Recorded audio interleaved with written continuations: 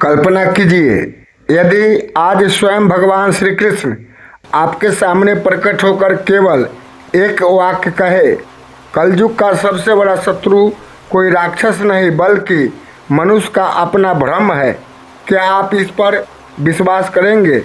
और यदि मैं आपसे कहूँ, महाभारत समाप्त होने के बाद जब द्वारिका के अंत का समय निकट था, तब भगवान श्री कृष्ण ने एक ऐसा रहस्य केवल एक व्यक्ति को सौंपा जिसे अर्जुन नहीं जानते थे, भीम नहीं जानते थे, यहाँ तक कि युधिष्ठिर भी उससे अनजान रहे। वह रहस्य सौंपा गया था महात्मा विदुर को। कहा जाता है वह संदेश किसी राज्य को बचाने के लिए नहीं बल्कि आने वाले कलयुग के मनुष्यों को स्वयं से बचाने के लिए था। लेकिन वह संदेश 5000 वर्षों तक क्यों छिपा रहा? ऐसा क्या था उसमें जिसे समय से पहले संसार जान लेता तो शायद मनुष्य का इतिहास ही बदल जाता। आज की यह कथा उसी अद्भुत रहस्य की यात्रा है। यह केवल महाभारत की कहानी नहीं बल्कि आपके जीवन का दर्पण भी है। इसलिए इस कथा को अंत तक अवश्य सुनिए, क्योंकि हो सकता है श्री कृष्ण का वह संदेश आपके जीवन के किसी ऐसे प्रश्न का उत्तर दे जिसका समाधान आप वर्षों से खोज रहे हो। महाभारत का युद्ध समाप्त हुए कई वर्ष बीत चुके थे। कुरुक्षेत्र की धूल अब इतिहास बन चुकी थी। हस्तिनापुर में शांति थी, किंतु उस शांति के भीतर एक ऐसा मौन था जो केवल युद्ध जीतने वालों को सुनाई देता है। धर्मराज युधिष्ठिर न्यायपूर्वक राज चला रहे थे। प्रजा सुखी थी, खेतों में हरियाली लौट आई थी, नदियाँ फिर से कल कल बहने लगी थी। किंतु भगवान श्री कृष्ण का मन पहले जैसा शांत नहीं था। रात के अंतिम प्रहर में जब संपूर्ण द्वारिका निद्रा में डूब जाती, श्री कृष्ण अकेले समुद्र तट पर चले जाते। वे दूर क्षितिज को निहारते रहते, मानो समय के पार कुछ देख रहे हो। एक रात समुद्र की लहरें असामान्य रूप से तीव्र थी। आकाश में बादल नहीं थे, फिर भी वातावरण में एक अनजाना कंपन था। श्री कृष्ण ने धीरे से आंखें बंद की। उसी क्षण मानो संपूर्ण सृष्टि कुछ पल के लिए स्थिर हो गई। उनके अधरों पर हल्की मुस्कान आई, लेकिन उस मुस्कान के पीछे एक गहरी करुणा भी छिपी थी। उन्होंने धीरे से कहा, समय आ गया है। यह शब्द किसी मनुष्य के लिए नहीं, स्वयं काल के लिए थे। उसी समय हस्तिनापुर में महात्मा विदुर ध्यान में बैठे थे। अचानक उन्हें ऐसा अनुभव हुआ मानो किसी ने उनके हृदय को स्पर्श किया हो। उन्होंने आंखें खोली, कमरे में कोई नहीं था, लेकिन एक दिव्य सुगंध चारों ओर फैल चुकी थी। उनका मन बार बार एक ही दिशा की ओर संकेत कर रहा था, द्वारिका। विदुर समझ गए कोई साधारण बुलावा नहीं आया है। उन्होंने उसी क्षण यात्रा का निर्णय लिया।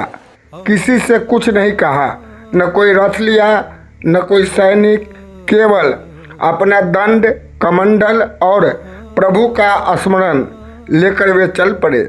यात्रा सरल नहीं थी। मार्ग में अनेक गांव मिले, लोग उन्हें प्रणाम करते, आशीर्वाद मांगते, पर उस दिन विदुर का मन किसी और विचार में डूबा था। चलते चलते उन्होंने देखा एक वृद्ध किसान अपने दोनों पुत्रों से झगड़ रहा था। विवाद केवल एक खेत का था। विदुर कुछ देर रुक गए। उन्होंने सोचा, युद्ध समाप्त हुए वर्षों बीत गए, लेकिन मनुष्य के भीतर का युद्ध अभी भी समाप्त नहीं हुआ। वे आगे बढ़ गए। कुछ दूरी पर दो भाई एक पुराने वृक्ष को काटने के लिए लड़ रहे थे। एक कह रहा था, यह मेरा है। दूसरा कह रहा था, नहीं, यह मेरा है। वृक्ष मौन खड़ा था। उसे किसी से कुछ नहीं चाहिए था, पर मनुष्य उसके लिए भी युद्ध कर रहा था। विदुर के मुख से अनायास निकला, कलयुग दूर नहीं।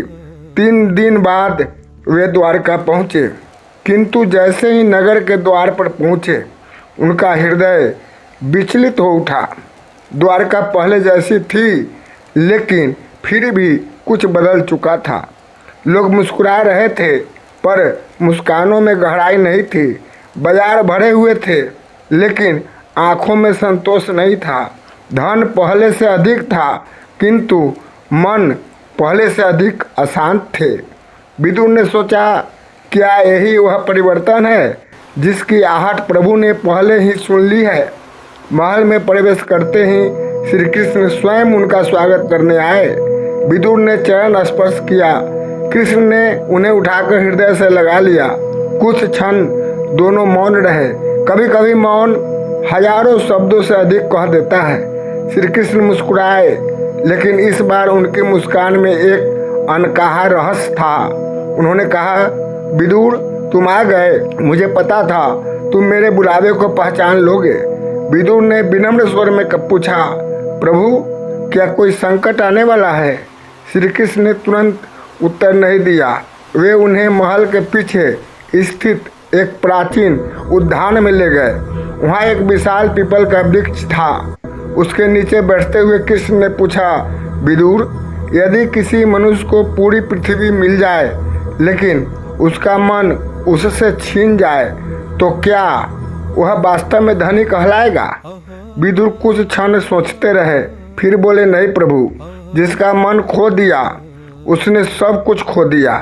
श्री कृष्ण मुस्कुराए। यही कारण है कि कलयुग का सबसे बड़ा युद्ध भूमि के लिए नहीं, मन के लिए होगा। यह सुनते ही विदुर का हृदय धड़क उठा। उन्हें अनुभव हुआ, आज जो सुनने वाले हैं वह केवल उनके लिए नहीं, आने वाली असंख्य पीढ़ियों के लिए है। सूर्य धीरे धीरे अस्त होने लगा। आकाश के रंग बदल रहे थे। समुद्र की लहरें अब पहले से अधिक प्रबल थी। अचानक श्री कृष्ण ने अपनी हथेली पर एक छोटा सा दीपक रखा। दीपक जल रहा था, पर तेज हवा के बावजूद उसकी लौ बिल्कुल स्थिर थी।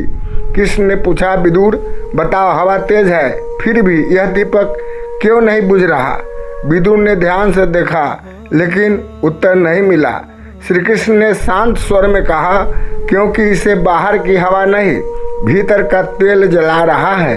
याद रखना, जिस मनुष्य का भीतर सत्य से भरा होता है, उसे बाहर का तूफान कभी नहीं बुझा सकता। विदुर ने सिर झुका लिया। उन्हें आभास हो गया कि यह केवल आरंभ है, सबसे बड़ा रहस्य अभी शेष है। और अगले ही क्षण श्री कृष्ण ने वह वाक्य कहा जिसे सुनकर स्वयं विदुर भी कुछ क्षणों के लिए स्तब्ध रह गए।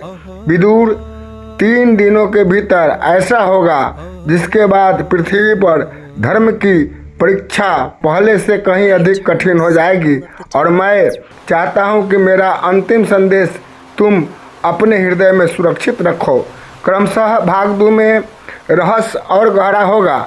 श्री कृष्ण बताएंगे कि कलयुग के 5 ऐसे अदृश्य शत्रु कौन है जो बिना शस्त्र उठाए मनुष्य को भीतर से पराजित कर देते हैं, और क्यों यह संदेश केवल विदुर को सौंपा गया। थैंक यू, धन्यवाद।